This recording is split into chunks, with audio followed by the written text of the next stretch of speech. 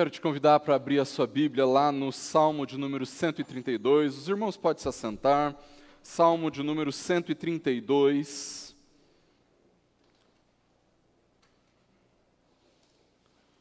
Salmo da nossa meditação nesta noite. Salmo de número 132.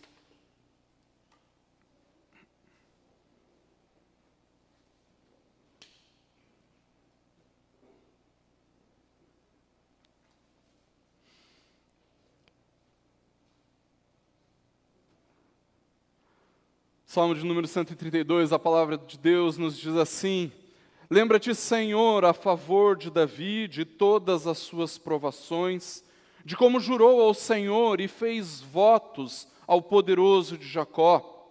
Não entrarei na tenda em que moro, nem subirei ao leito em que repouso, não darei sono aos meus olhos, nem repouso às minhas pálpebras, até que eu encontre lugar para o Senhor, morada para o poderoso de Jacó. Ouvimos dizer que a arca se achava em Efrata e a encontramos no campo de Jaar.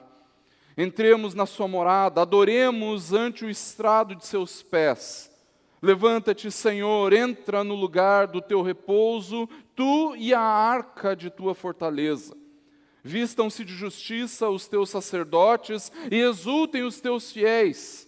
Por amor de Davi, teu servo, não desprezes o rosto do teu ungido. O Senhor jurou a Davi com um firme juramento, e dele não se apartará.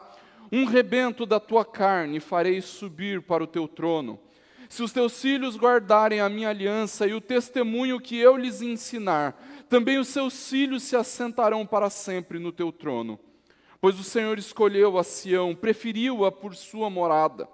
Este é para sempre o lugar do meu repouso. Aqui habitarei, pois o preferi.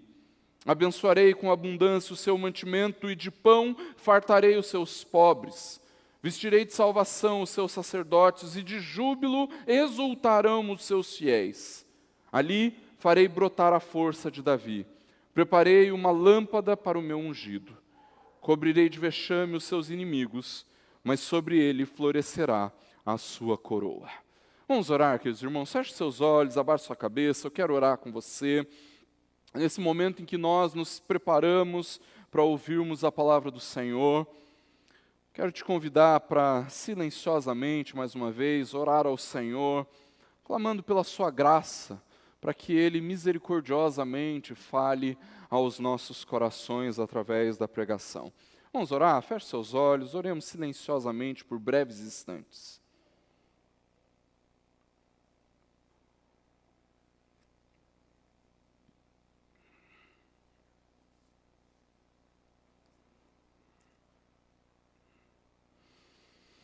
Deus, em nome de Jesus, o Senhor nos conhece, sonda os nossos corações. E nesse momento, Pai, nós te louvamos pela Tua palavra, porque ela é viva.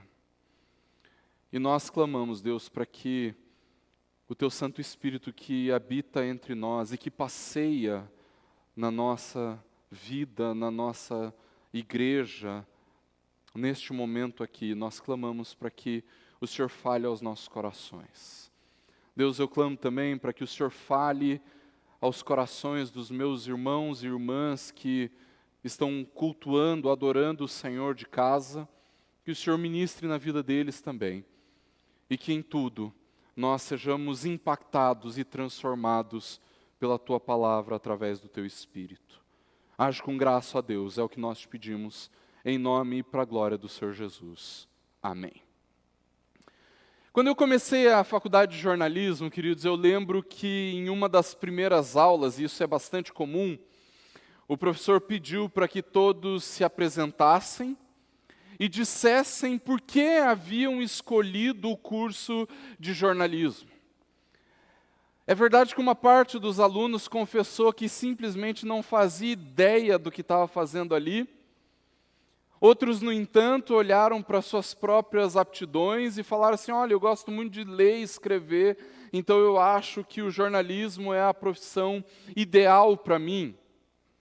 No entanto, ainda que uma boa parte dos alunos não conseguisse expressar isso de uma forma melhor, alguns diziam que, do seu jeito, que haviam escolhido o jornalismo porque tinham esperanças em contribuir para tornar o mundo um lugar melhor.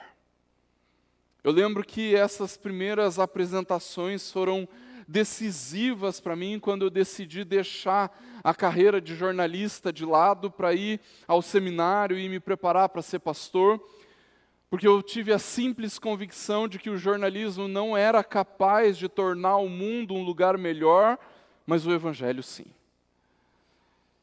Mas o que estava expresso na fala daqueles meus colegas era o desejo de construir uma vida relevante, de deixar um legado, de construir uma história de vida marcante. O que acontece, queridos, é que pode ser que alguns, depois de uns anos de vida, pode ser que você mesmo já não se sinta mais tão motivado assim, ou tão idealista dessa forma. Pode ser que você olhe para o seu passado de fracassos, para o seu passado de perdas, ou então para os seus pecados e pense: como é que eu posso ter esperança a respeito do futuro, se a minha história até aqui foi construída com tanto sofrimento? Como é que eu posso ter alguma esperança a respeito daquilo que virá, se a minha vida foi construída em meio ao pecado, ou então em meio a intensas dores ou intensas lutas? É exatamente por isso, queridos, que nós precisamos confiar a nossa história nas mãos do Senhor. Justamente porque é o Senhor quem constrói a nossa história. E se é o Senhor quem constrói a nossa história, queridos, então o que nós mais devemos desejar é a presença de Deus nas nossas vidas. Por isso, traga a sua história, mas leve a presença de Deus. Entre os orientais, queridos, é bastante comum pensar na história como um eterno movimento cíclico. A ideia é que a história se desenvolve num eterno movimento de repetição de fatos, de eventos, de pessoas, de personalidades, um eterno movimento de repetição da realidade. E esse olhar a respeito da história influencia muito a forma como os orientais pensam o mundo, a forma como eles pensam a religião, os relacionamentos familiares, a vida profissional, a ética, a moralidade. Todas essas coisas são pensadas e vividas de acordo com essa perspectiva de história. No entanto, queridos, essa nunca foi a perspectiva bíblica a respeito daquilo que nós entendemos como história.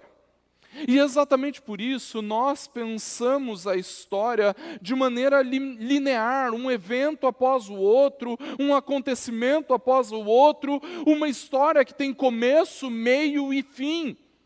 E é verdade, queridos, que isso não é por acaso, afinal, a nossa visão de história é baseada naquilo que a Bíblia revela. Deus deu início na história da criação, deu início à história na criação, e determinou um dia em que Ele colocará um ponto final nessa história. No entanto, queridos, isso não quer dizer que ao criar o início da história e ao determinar o fim da história, não quer dizer que o Senhor delegou aos seres humanos a responsabilidade exclusiva de desenvolver essa história como bem entendesse. Mesmo porque, queridos, sejamos honestos, se fosse assim, o universo já teria deixado de existir por ter sido destruído nas mãos da perversidade humana. Exatamente por isso, queridos, nós cremos que, além de ser o Criador de tudo o que existe, o nosso Deus é também o consumador da história. O Senhor também é aquele que, em primeira e em última instância, constrói toda a história. O Senhor é o Deus que intervém e que conduz a história do universo como bem lhe apraz. O Senhor, mesmo sendo eterno, na sua graça e misericórdia e bondade, atua poderosamente na história. Os seus poderosos feitos fazem parte da história. E tudo isso, queridos, também é verdade, não apenas da história generalizada, da história do universo, da história do mundo. Isso também é verdade a respeito da nossa história, não é verdade? O nosso Deus não nos abandona ao acaso. Ao contrário, queridos, além de determinar o dia da nossa concepção, o Senhor também determina e conduz soberanamente a nossa história de vida. Nós não somos frutos do acaso, porque tudo o que acontece na nossa vida é um resultado daquilo que o Senhor determinou para nós. O que quer dizer que, independentemente de como foi a sua história até aqui, pode ter certeza que o Senhor operou continuamente na sua vida. Operou te sustentando, te guardando e protegendo, te levando a perseverar e a superar até mesmo as circunstâncias mais difíceis e dolorosas. E nós podemos dizer isso, queridos, porque nós olhamos para o nosso passado e nós percebemos a bondosa mão de Deus operando nas nossas vidas. Nós vemos a mão de Deus operando na história da nossa vida e, ao mesmo tempo, nós vemos a mão de Deus operando na história do seu povo. E este salmo que nós lemos, queridos, fala sobre isso. Sobre um Deus que não apenas criou a história, mas um Deus que participa da história. Ele intervém na história com a sua doce, bendita e santa presença. Quando a pandemia começou, queridos, eu fiz questão de enfatizar que Deus não estava ausente neste momento, mas ao contrário, Deus se fez presente, nos consolando, nos encorajando, nos fortalecendo, mas também demonstrando o seu santo juízo. Eu acredito que existiram poucos momentos na história do povo de Deus em que o Senhor tenha manifestado de forma tão clara a sua correção e repreensão à igreja. O povo de Deus nunca teve tanta vontade de se encontrar como nos últimos dias, não é mesmo? E esse desejo de estarmos juntos, queridos, adorando e celebrando ao Senhor, é muito comum ao desejo que os israelitas que peregrinavam em direção a Jerusalém para adorar em 3 ocasiões anuais, Páscoa, Pentecostes e Festa dos Tabernáculos, também experimentavam. Enquanto peregrinavam em direção a Jerusalém, o povo de Deus ia cantando e celebrando os feitos do Senhor. E no caso do salmo que nós lemos, o povo de Deus celebrava aquilo que o Senhor havia feito na história e de como o próprio Deus construiu poderosamente a história como nós conhecemos. Por isso, se o Senhor é quem constrói a história, então nós devemos buscar a sua presença. Prepare-se para adorar, traga a sua história e leve a presença de Deus. Se você olhar com atenção para o Salmo 132, você vai perceber que ele foi composto em 2 partes bem claras. A primeira, que vai do versículo 1 até o versículo de número 9. E a segunda, que vai do versículo 10 até o versículo 18. E nós podemos chegar a essa conclusão, irmãos, quando nós vemos que essas duas sessões começam com uma oração feita em favor de Davi, mais exatamente em favor da dinastia de Davi, uma vez que na época em que o salmo foi composto, Davi provavelmente já tinha morrido. A primeira oração no versículo 1 é um clamor: lembra-te, Senhor, a favor de Davi, de todas as suas provações. A segunda oração no versículo 10 também é um clamor: por amor de Davi, teu servo, não desprezes o rosto do teu ungido. Mas perceba que não são apenas essas orações que demonstram as duas partes desse salmo, porque a segunda frase de cada oração também demonstra isso. No versículo 2, nós somos lembrados da promessa de Davi ao Senhor. Mas daí, quando vamos para o versículo 11, nós somos lembrados da promessa do Senhor para Davi. E isso não é tudo. Porque a partir do versículo 6 nós vemos as consequências desse voto, dessa promessa de Davi. E da mesma forma, nós vemos as consequências da promessa do Senhor a partir do versículo 15. E é exatamente olhando para essas duas sessões, queridos, que nós podemos entender com um pouco mais de clareza o que esse salmo está nos falando. Por isso, em primeiro lugar, independentemente de como a sua história foi construída até aqui, saiba que seu desejo mais intenso deve ser pela presença de Deus. Todos nós temos uma história, uma experiência de vida, não é verdade? E algumas experiências pelas quais nós passamos são tão marcantes que elas acabam sendo naturalmente, ou que acaba sendo natural que a nossa vida seja definida por essas experiências, que nós vinculemos a nossa identidade nessas experiências de vida que são marcantes. O salmista expressa isso quando ele ora pelo reino de Davi, pela dinastia de Davi, o povo de Israel, dizendo assim: lembra-te, Senhor, a favor de Davi, de todas as suas provações. A história de Davi foi uma história marcada por provações. Poucas vezes nós nos lembramos das intensas perseguições que ele sofreu. Nós lembramos das vitórias de Davi, nós lembramos das suas conquistas. No máximo, nós conseguimos lembrar lá do adultério com Batseba. Mas nós, muitas vezes, nós nos esquecemos das grandes provações pelas quais Davi passou. Nós nos esquecemos das perseguições que ele sofreu com o rei Saul, depois os seus mais diversos inimigos, e até o seu próprio filho, Absalão, tentou dar um golpe de estado e tomar o trono de Davi.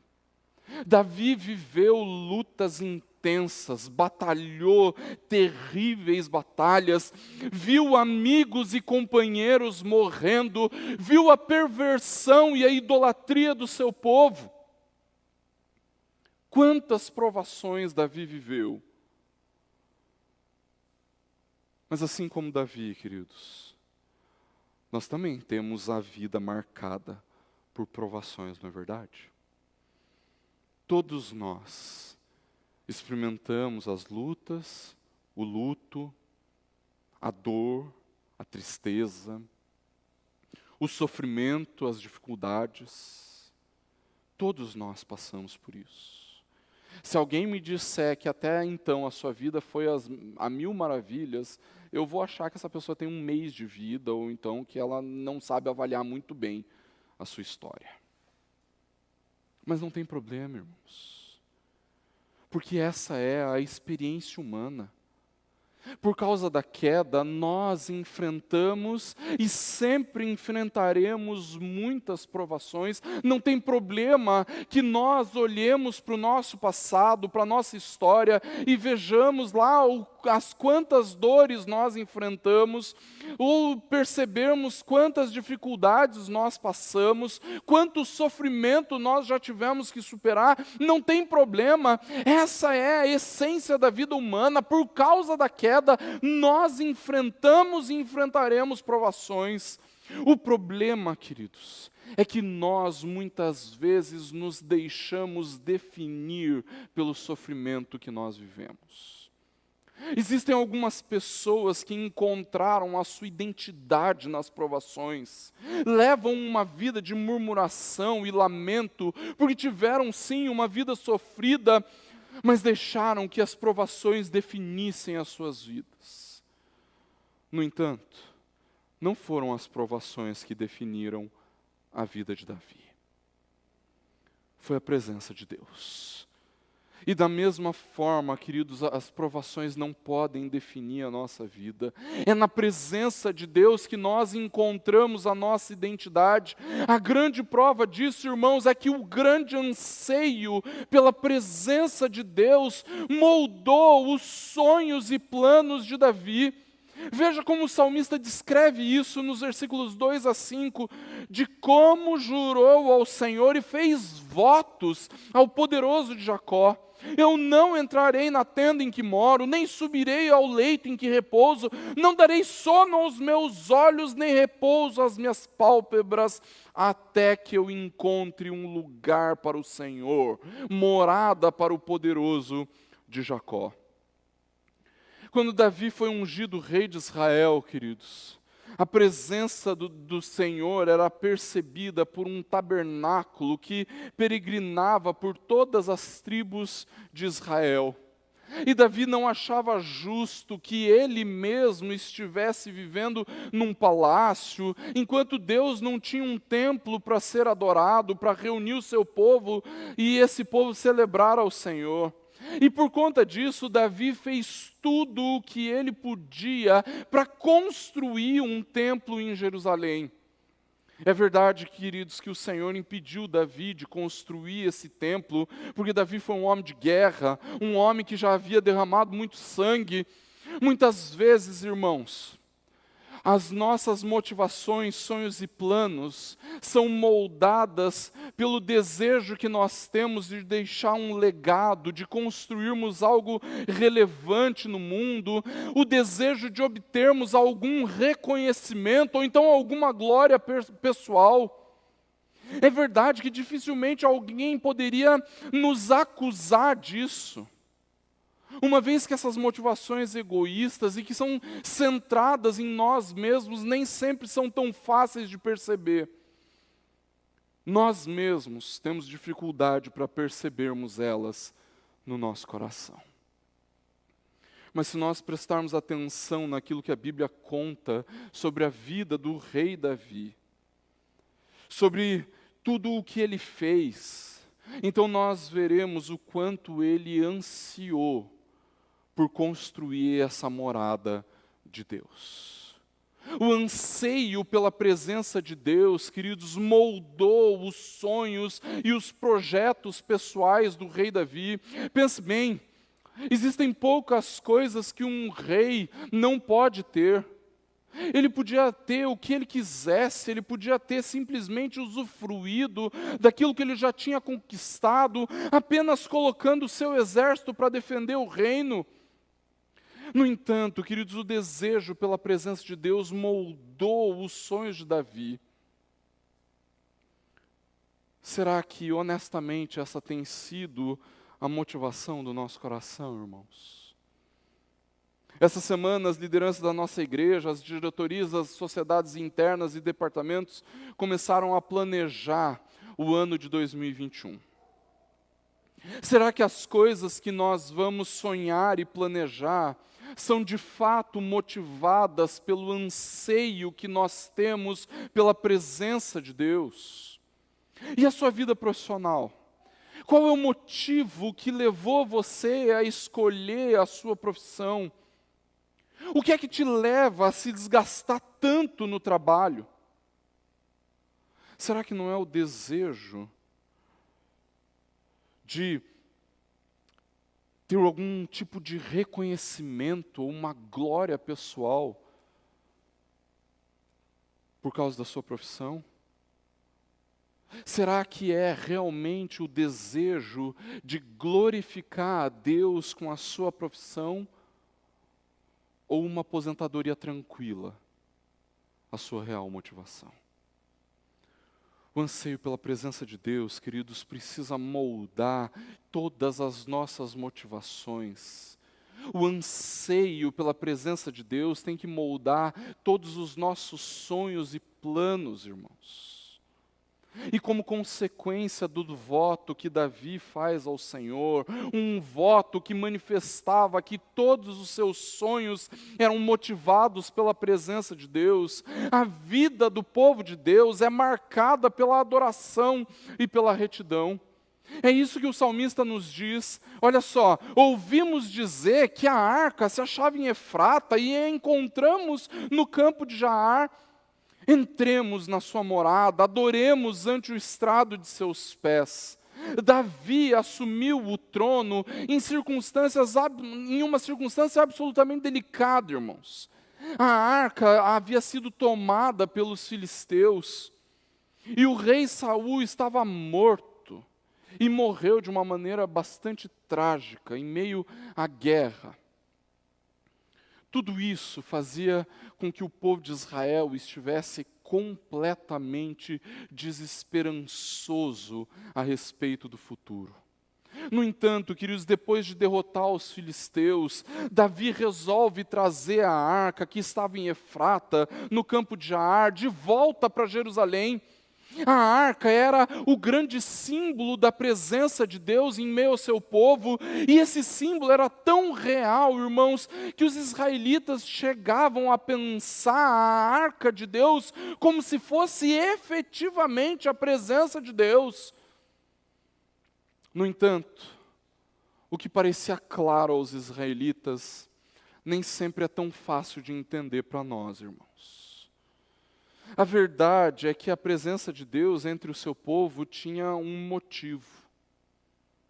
E o motivo pelo qual Deus se faz presente, queridos, é porque Ele precisa ser adorado, Ele deve ser adorado.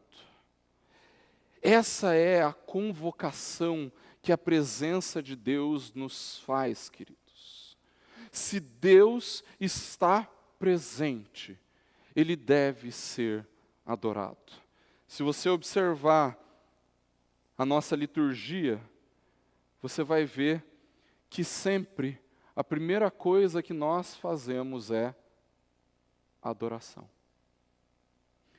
Porque Deus se faz presente. Então Ele deve ser adorado. Adoremos ante o estrado de seus pés. A nossa série, que eu tenho chamado de Prepare-se para Adorar, surge dessa consciência, irmãos. Enquanto nós passamos pelas lutas da vida, pela dor, pelo sofrimento, enquanto nós enfrentamos o medo em toda a nossa história, então nós vemos o Senhor agindo graciosamente, nos fazendo vencer, superar a dor e o sofrimento, encarar o medo, transformando a nossa história. E essa intervenção de Deus nas nossas vidas, queridos, precisa nos conduzir a uma vida de adoração. No entanto, queridos, nós temos a tendência de confundir uma vida de adoração com este momento único que nós temos aqui, com um momento em que nós nos reunimos como povo de Deus para celebrarmos o Senhor. Mas a adoração não é tão somente levantar as mãos e cantar, queridos. Porque a presença de Deus nos conduz também a um santo temor, a uma reverência submissa e obediente. E é exatamente por isso que o salmista diz: levanta-te, Senhor, entra no lugar do teu repouso, tu e a arca de tua fortaleza. Vistam-se de justiça os teus sacerdotes e exultem os teus fiéis. Onde o Senhor se manifesta, irmãos, onde a presença do Senhor está, então é necessário que nós vivamos em retidão e em justiça. Como sacerdotes do Senhor, afinal nós somos a nação santa, o sacerdócio real, o povo de propriedade exclusiva de Deus, nós devemos viver em retidão e justiça, queridos, e a justiça precisa ser algo tão visível em nós quanto as nossas roupas. As pessoas precisam reconhecer em nós verdadeira retidão, gente que luta contra a sua carnalidade, em obediência ao Senhor e à sua palavra, praticando a justiça. A presença do Senhor exige reverência, irmãos. E a reverência nos conduz à adoração e à retidão.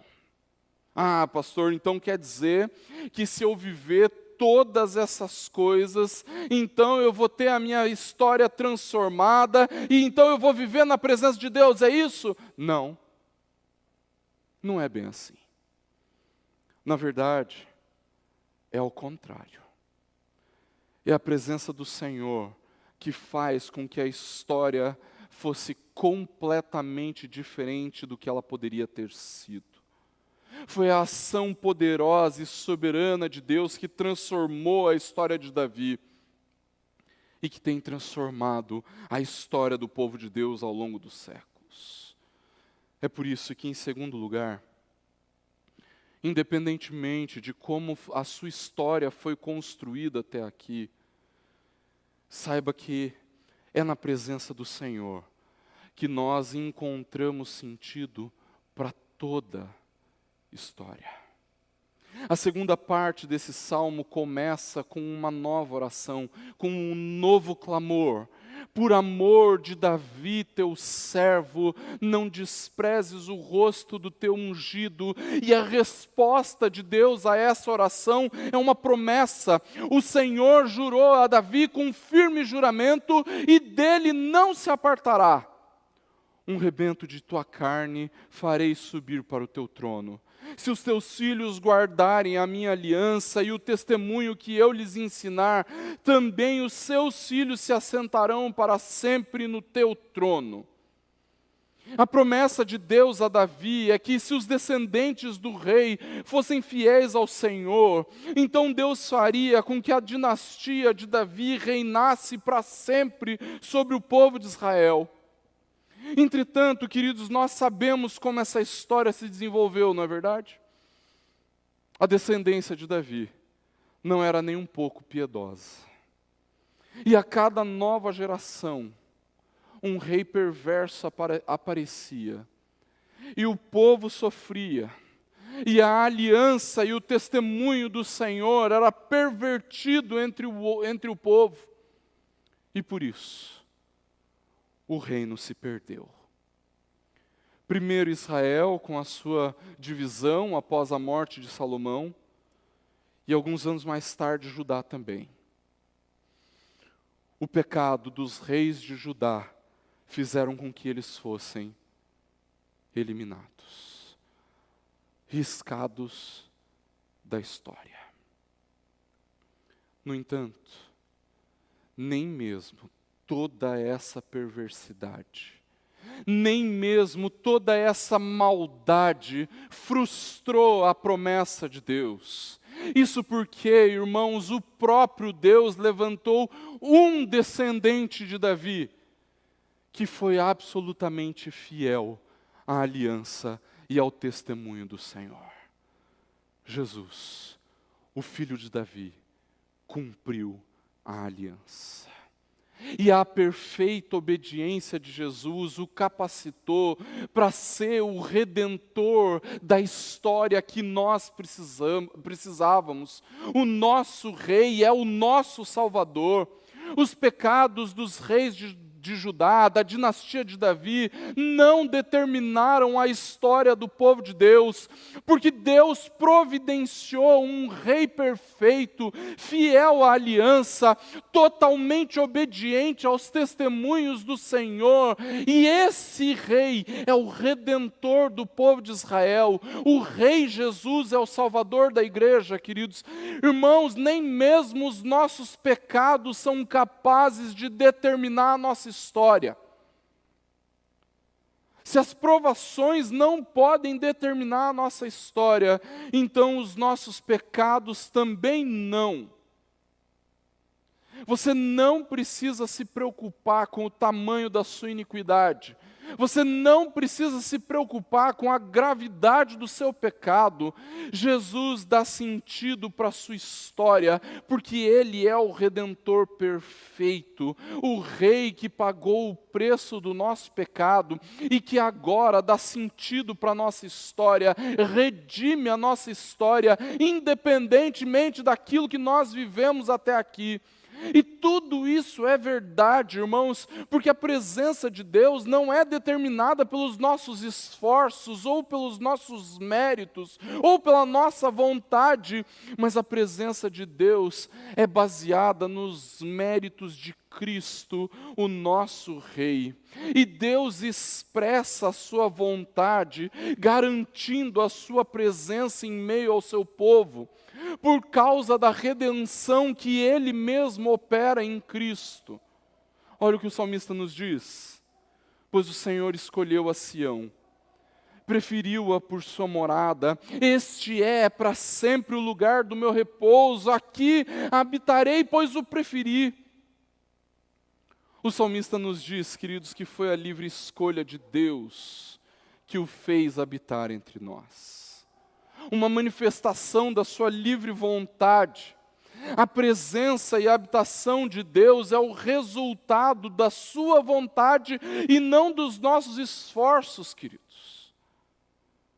E não da nossa história. Foi Deus quem resolveu habitar em Sião. É o Senhor quem resolve se fazer presente na igreja. E não é a igreja que atrai a presença do Senhor, é o Senhor que graciosamente vem habitar entre nós. É a presença do Senhor, então, queridos, que inegavelmente atrai bênção sem medida sobre a vida do seu povo. Como consequência da presença do Senhor, queridos, nós somos abençoados. Veja o que o salmista nos diz: Deus com a sua presença nos abençoa. Versículos 15 a 18, abençoarei com abundância o seu mantimento e de pão fartarei os seus pobres. Vestirei de salvação os seus sacerdotes e de júbilo exultarão os seus fiéis. Ali farei brotar a força de Davi. Preparei uma lâmpada para o meu ungido, cobrirei de vexame os seus inimigos, mas sobre ele florescerá a sua coroa. É muito provável que você passe a sua vida, que você construa toda a sua história, se é que já não tem feito isso, pensando em abundância, pensando em mantimento, pensando em autossalvação, em ter o máximo de alegria possível, pensando em fortalecimento, em vitória em meio às lutas.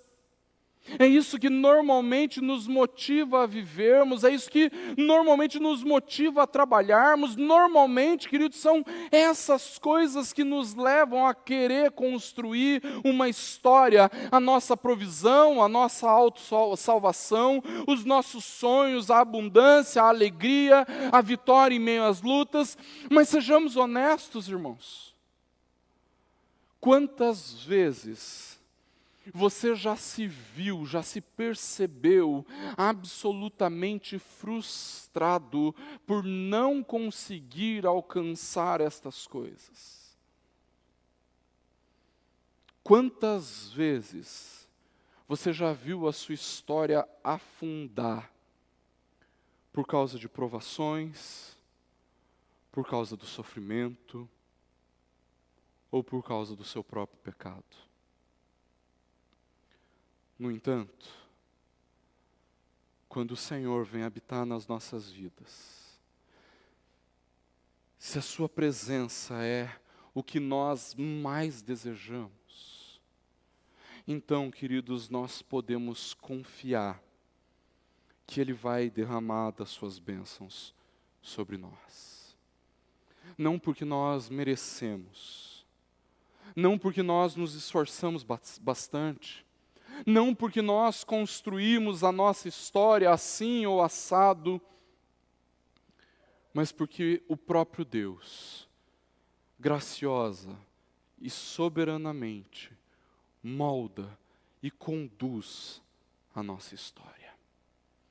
Concluindo, queridos, talvez você tenha vivido toda a sua vida tentando construir desesperadamente uma história para você. Talvez você ainda esteja no começo da sua vida, tentando desesperadamente construir uma história para você. Mas chega um momento da vida em que as frustrações, as provações e o pecado nos trazem de volta à realidade.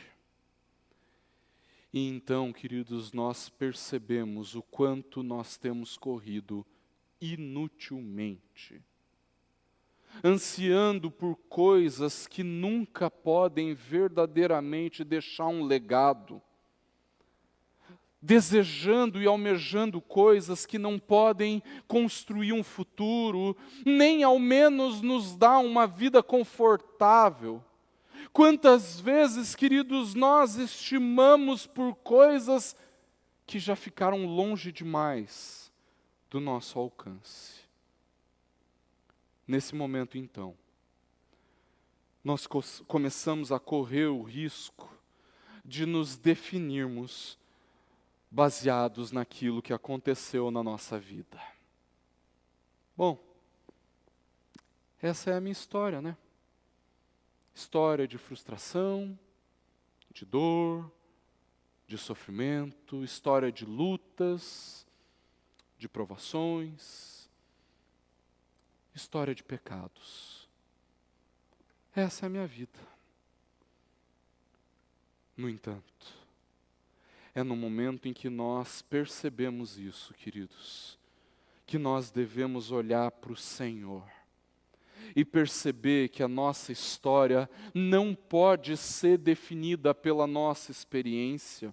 Nós teríamos uma história muito limitada e muito triste se a nossa vida fosse definida pela nossa experiência. Mas a história do povo de Deus não é definida pelas suas experiências. A nossa história é definida porque um Deus gracioso, maravilhoso, soberano, interveio na nossa história e se fez presente na nossa vida. É a presença de Deus que dá sentido para a nossa história. E quando nós verdadeiramente ansiamos por essa presença, queridos, então o Senhor graciosamente vem habitar em nós, entre nós, não porque Ele esteja condicionado ao nosso anseio, mas porque esse anseio expressa a nossa necessidade de redenção, de uma redenção para a nossa história. Por isso, traga a sua história, mas leve a gloriosa e graciosa presença de Deus. E que assim, queridos, o Senhor nos abençoe.